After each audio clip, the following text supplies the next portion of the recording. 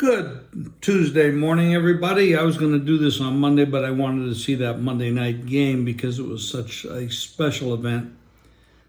9/11, all the celebrations, Rodgers making his trip from Green Bay to the New York Jets. Big deal. Everything was all set up until the fourth play of the Jets offense. Unbelievable how that all fell apart so quickly. And at his age, of course, you have to question everybody's motivation if they want to continue with the rehabbing, which is very difficult. And Achilles is a very difficult injury. Even much younger people can take 2 years to recover. At his age, I don't see that happening, but then again, Aaron Rodgers is a different dude, and he'll make his own decisions and go along, I'm sure, with whatever his life choices are. It's devastating for the Jets, the Jet fans, New York City. I mean, they just saw the Giants get beat 40-0, and now the Jets come out there with Rodgers and lose them on the fourth play. But I'm going to give credit where credit is due. The Jets played one hell of a game. Defensively, they are better than they were last year. It looks like, at least. And last year, they were really good. You know, they ended up with a not so terrible season last year with Zach Wilson at quarterback and Mike White. And Zach might show some improvement.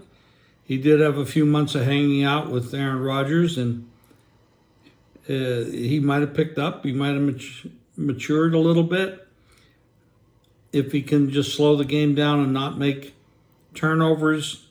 Their running game and their defense is very, very capable of picking up victories. Now, let's look at that division. Miami's offense looked incredible, but they're going up against Staley, who, as a defensive head coach for the Chargers, he's the head coach, but he's a defensive coach. And they're terrible. Their defense, with all the talent they have, is terrible. Now, Miami has a great offense. And Tua, as long as he's healthy, he is very accurate. And their wide receivers, they're devastating. They can put up a lot of points. He just has to stay healthy. Can he? I don't know. I did predict at the beginning of all the previews that Miami would win this division, and I still stand by that, especially now that pretty much the Jets are out of the picture for that, to win that division. The Patriots might be a little better than I expected, but the Bills, Josh Allen looks absolutely awful. He was never accurate when he was in college. When he had Brian Daboll as his head coach, he had a couple good years.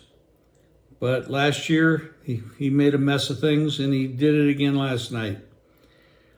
I'm not too high on the Bills right now. I'm still saying I'm giving this to Miami should Tua stay healthy. If it's not Miami, then it's really a toss-up. We know Belichick can coach. Defensively, they come to play every day. Whether Mac Jones can play at that level, I don't know. But this is going to be interesting. It's a devastating injury for everyone that's a football fan because it changes everything. The odds on the Jets to win the division, to win 10 games, to make it to the Super Bowl, all changed. And everything trickled down to everybody else in the AFC. Now they got to go to Dallas, and Dallas is just loaded. Their defense might be the best defense in football, but the Jets are pretty tough too. So maybe the Jets can put up a battle if they don't turn the ball over. And if the Jets defense can turn Dak over, which he's capable of doing, maybe they can keep it close. I don't think 7.5, which is the current number, is enough I think it has to go 9.5 or 10, because you just don't know what Zach Wilson can do against a defense like that, because they are devastating at getting to the quarterback.